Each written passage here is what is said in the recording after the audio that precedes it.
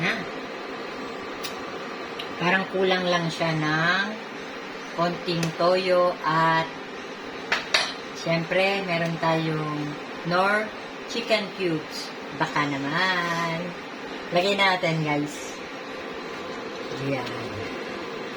Hello mga kamari ko. Hello mga kamari ko. Hello mga kamari ko. Hello mga kamari ko.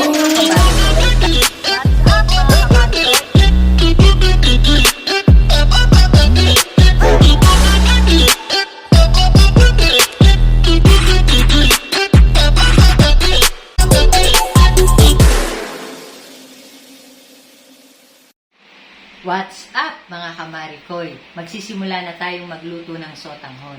Salamat sa mga patuloy niyong pagsuporta. Pakiabangan niyo pa ang susunod na gagawin. Hello mga kamarikoy! Pakisamahan niyo kung magluto ng sotanghon. Ito ang gagamitin nating mga ingredients. First, meron tayong chicken dito. Of course, sotanghon, carrots, sibuyas, bawang, bell pepper, bagu beans, repolyo, cauliflower, and broccoli. So, pakiabangan nyo mamaya at balikan ko kayo. So, ayan guys, nakaredy na yung gagamitin natin para sa ating sotanghon. Ayan yung ipansasabaw natin yung pinaglagaan ng chicken. Ayan. Hiwa na ang lahat ng ating ingredients. So, ayan. Balikan ko kayo. So, ayan mga kamarikoy. Pinapainit na natin ang ating kawali.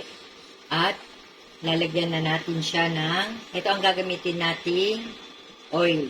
Olive oil. Para healthy ang buhay. Lagyan na natin ng olive oil. Ayan.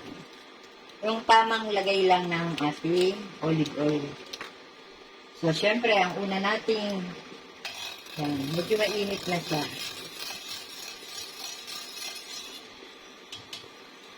Lakasan natin ang konti. Yan. Medyo nilakasan natin yung heat para mabilis tayong makaluto. So, kukunin ko na yung garlic o bawang. Unahin natin siyang igisa.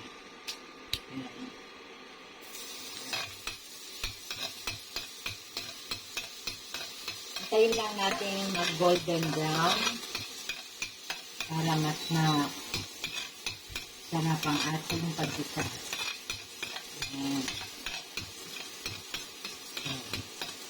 Isabay na rin natin yung ating onion or sibuyas. Ayan.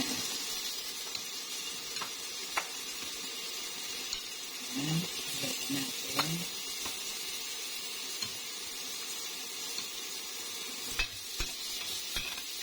Hinaan naman natin yung heat para hindi masunog. Ayan. So, malapit na malampa ang ating sibuyas. So, yan ang yummy. Mabango ang amoy, mga kamarikoy. Susunod natin ngayon, kahit na nailaga na natin yung ating chicken, isangkot siya pa natin ng konti.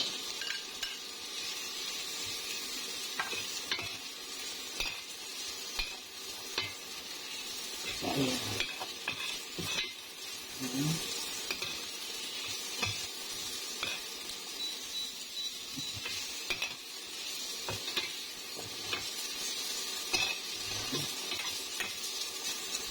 Siyempre, para mas masarap, mga kamarikoy, lalagyan natin siya ng bell pepper. Ayan.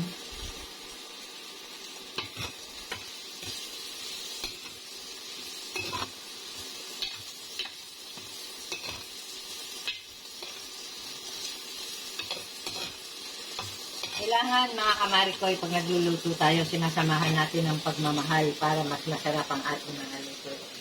Tama ba? Comment down para sa mga suggestion nyo pa sa mga susunod natin gusto nyong lutuin natin. Okay?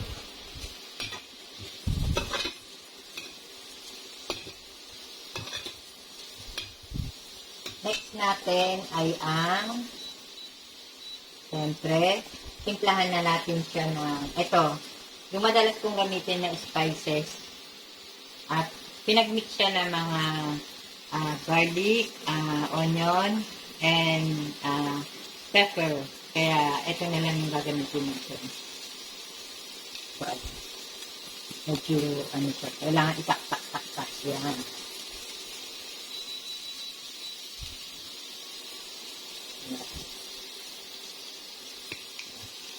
Dagdagan natin ng konting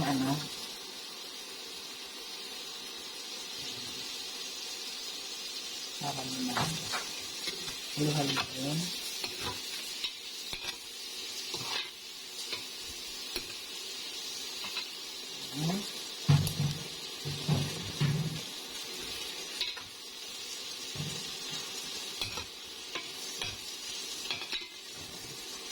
Susunod natin ang ating guys. Meron tayong carrot. Lagay natin. So, pwede na nating isabay din itong Baguio beans. Yan, guys. Baguio beans. Nagugas naman ang kamay ang inyong kamarikoy.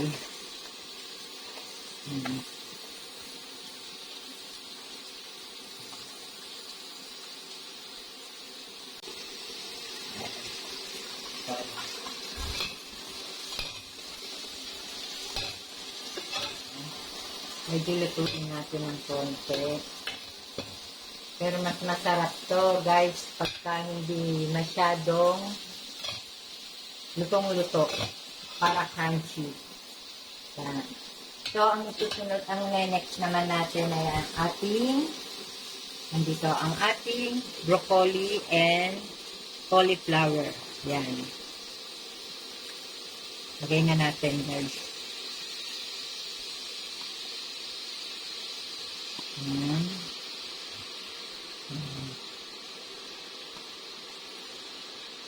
Diba? Healthy lifestyle.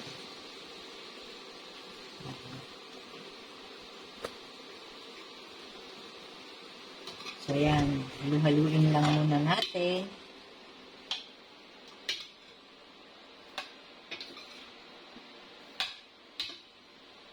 Tingnan natin guys kung kailangan nating ilipat sa mas malaking paglulutuan para talagang mahalo natin na ipin.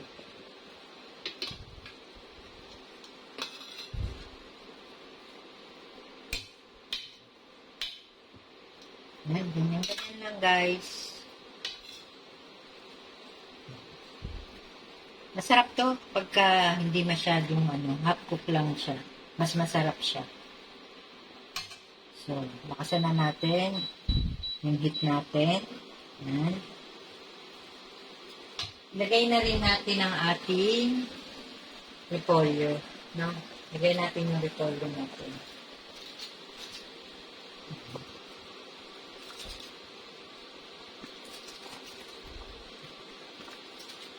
So guys, parang may nakalimutan yata ako.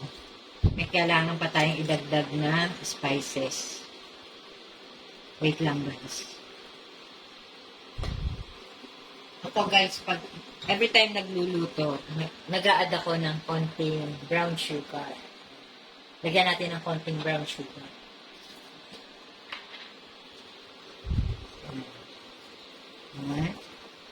A little bit lang.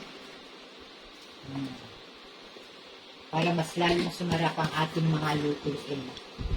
And then, ito guys. Ang gagamitin natin. So, yan. Timplahan lang natin. Hindi rin masyadong kailangan natin alatan, guys.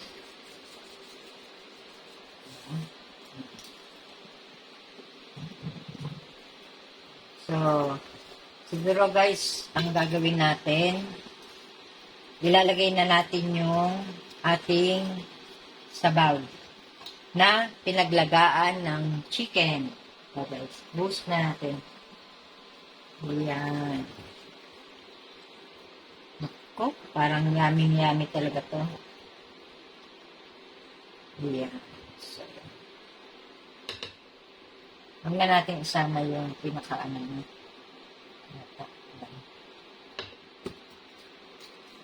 So, ang gagawin natin guys, kailangan natin siyang takpan. At maghintay tayo ng ilang minuto para kumulo siya. So, guys, balikan ko kayo. So, ayan guys, nilipat na natin sa malaking kasirola para mas mahalo natin. Kasi ilalagay na natin ang ating sotanghon. Ito guys. Ayan. At syempre, titikman natin para malagyan natin ng dagdag ka na.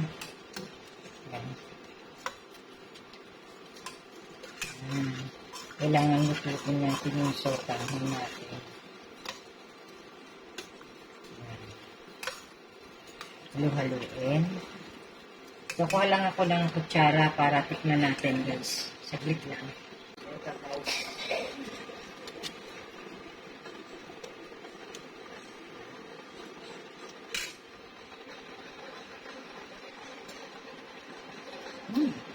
Sarap na. Parang kulang lang siya ng konting toyo at syempre meron tayong Knorr chicken cubes. Baka naman. Lagay natin guys. Yan. Kailangan ito lagi.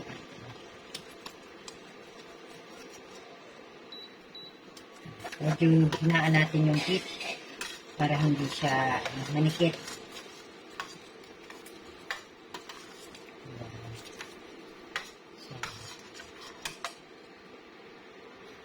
Timplahan natin ng konting toyo.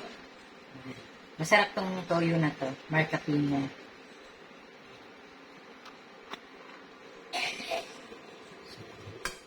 Lagyan lang natin ng konti para bukod sa mas lumasa siya, magkakulay ang buhay ng ating sotanghon.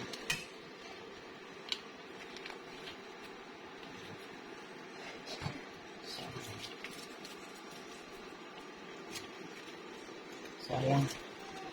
Magkabuhay na siya.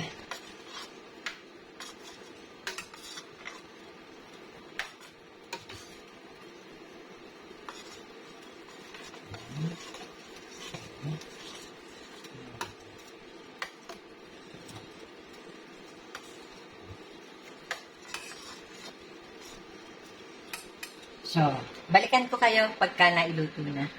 Okay? Yan guys, luto na ang ating yummy sotanghon. Never say die. Tomorrow is another blessing. God bless us all. Bye!